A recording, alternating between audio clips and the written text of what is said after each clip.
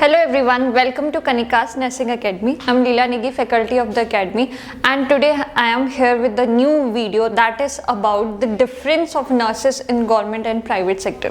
So हम सबको ही पता है कि nurses है उनकी conditions government sector और private sector में बहुत different है in many ways कि चाहे वो salary को देख ले या फिर work की timing को देख ले या duration को देख ले, उन सब पे depend करता है हमारी जो difference है nurses की conditions की हमारी government और प्राइवेट सेक्टर में. So here we will discuss about some differences जो नर्स फेस करती है गवर्नमेंट और प्राइवेट सेक्टर में. सो यहाँ सबसे पहले अगर बात करें तो नर्सेस सैलरी इन इंडिया, आपको पता ही है कि प्राइवेट सेक्टर में जो नर्सेस हैं उनकी सैलरीज बहुत कम होती है as compare to government sector. इसीलिए सारे कोशिश करते हैं, ट्राई करते हैं कि वो गवर्नमेंट एग्जाम्स है वो क्रैक कर ले. So many of the nurses they can able to crack the government exams, but some of the nurses beside of their capabilities अगर हैं वो केपेबल या फिर उन पे नॉलेज है फिर भी वो गवर्नमेंट जॉब कई बार क्रैक नहीं कर पाती है. सो उनको प्राइवेट सेक्टर्स में ही वर्क करना पड़ता है फॉर द एक्सपीरियंस या फिर for the fulfilment of their basic needs. ठीक है, तो यहाँ पे देखते हैं कि सैलरी में कितना क्या डिफरेंस रहता है. सो सबसे पहले अगर हम बात करें गवर्नमेंट सेक्टर्स में, सो गवर्नमेंट सेक्टर्स की सैलरी अगर रेलवे नर्सेस की बात करें तो दैट इज एवरेज होती है इनकी 34,800 सैलरी पर मंथ.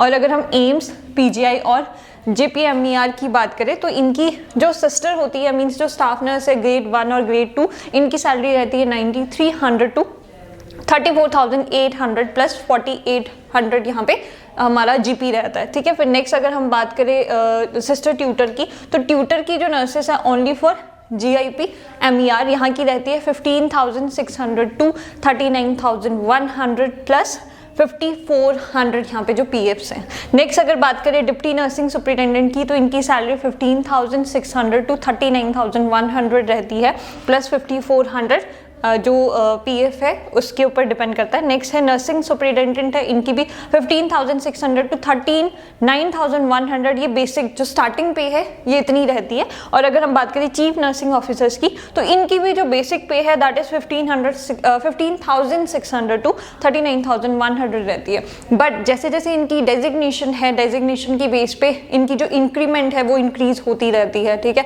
और बेसिक पे अगर हम ये लेके चले तो ये डिपेंड करती है क्वालिफिकेशन और आपके एक्सपीरियंस पे कि कितना आपके पास एक्सपीरियंस है. एक्सपीरियंस के बेस पे आपको वो इतनी सैलरी प्रोवाइड की जाती है. नेक्स्ट बात करते हैं हम प्राइवेट सेक्टर्स की. सो प्राइवेट सेक्टर में सैलरी पैकेज है that is depend on the work place and hospital. So some nurses are working in hospital and some are working in the colleges, तो उनकी जो सैलरी पैकेज है वो depend करती है. और अगर हम प्लेस और एरियाज़ की बात करें तो अगर जो हमारी नॉर्थन स्टेट है, नॉर्थन एरियाज़ है, वहाँ पे जो सैलरी पैकेज है वो ज़्यादा होती है as compare to southern area. इसलिए जो साउथ साइड के जितने भी नर्सेस हैं, जितने भी पीपल हैं, वो माइग्रेट होते हैं toward the north side so that कि दे कैन अर्न मोर. सो अगर हम बात करें सैलरी पैकेज की इन नॉर्थन एरिया, तो ये हमारी फ्रेशर्स की रहती है 8,000 टू 12,000 पर मंथ. और अगर साउथर्न एरियाज की बात करें तो इनकी जो स्टार्टिंग सैलरी है, फ्रेशर्स की जो सैलरी है that is 3,000 to 5,000 per month. ठीक है, और प्राइवेट में भी सैलरी पैकेज है, डिपेंड्स करती है क्वालिफिकेशन एंड एक्सपीरियंस में. ठीक है, तो सबसे पहला डिफरेंस तो आपने सैलरी में ही देख लिया कि जो गवर्नमेंट सेक्टर है वहाँ की salary is much better than the private sectors. ठीक है, तो ये फर्स्ट डिफरेंस है.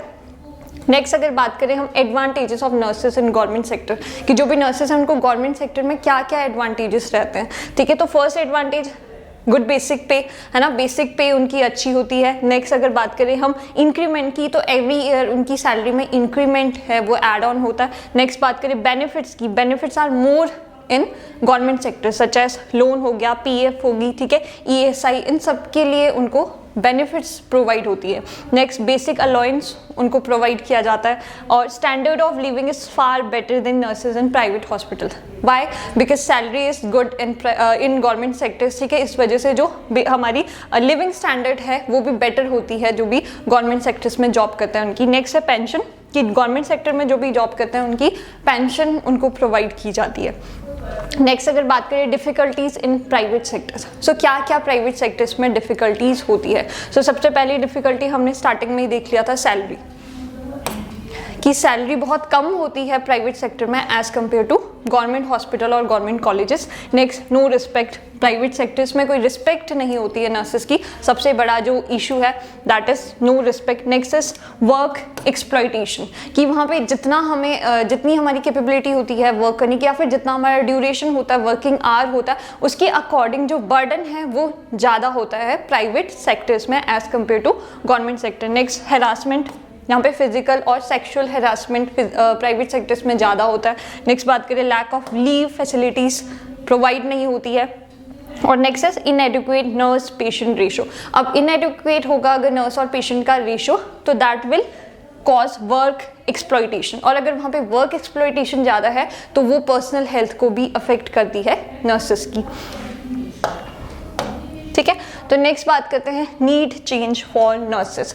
तो नर्सेस के लिए क्या चीज़ चेंज करने की ज़रूरत है और वो चेंज कौन ला सकता है? So as we all know that कि nurse is the important work force in the hospital. Hospital में सबसे बड़ा जो रोल है वो नर्सेस का रहता है, ठीक है, चाहे वो हेल्थ केयर प्रोवाइड करने के लिए हो, चाहे फिर वो हमारे पेशेंट और जितने भी हेल्थ केयर मेंबर्स हैं उनके बीच में कोऑर्डिनेशन की भी बात हो, वो भी नर्सेस आपकी मेंटेन करती है। सो यहाँ पे क्या है, यहाँ पे एक लाइन लिखी है, देखो, nursing council of India need to regulate law and make change to improve the condition of nurses. Means बहुत सारे नर्सेस डिसअपॉइंटेड होती है प्राइवेट जॉब से, या फिर वो डिससेटिस्फाई होती है, प्रॉपरली अपनी सेटिस्फेक्शन नहीं होती है उनको प्राइवेट जॉब से, तो वहाँ पर INC है, उनको एक ऐसा रूल बनाना चाहिए या फिर ऐसा लॉ बनाना चाहिए जो रेगुलेट करे इन चीज़ों को, या फिर जो डिफरेंसेस हैं उन डिफरेंसेस को ख़त्म ना भी कर सके तो वो थोड़ा सा डिक्रीज कर सके, जो भी बर्डन है प्राइवेट सेक्टर्स में उन चीज़ों को वो प्रॉपरली रिमूव कर सके या फिर उन चीज़ों पे वो वर्क कर सके। सो बिफोर INC कुछ करे कि नर्सेस की लाइफ है या फिर प्राइवेट सेक्टर में नर्सिंग की जॉब है उसको इम्प्रूव करे,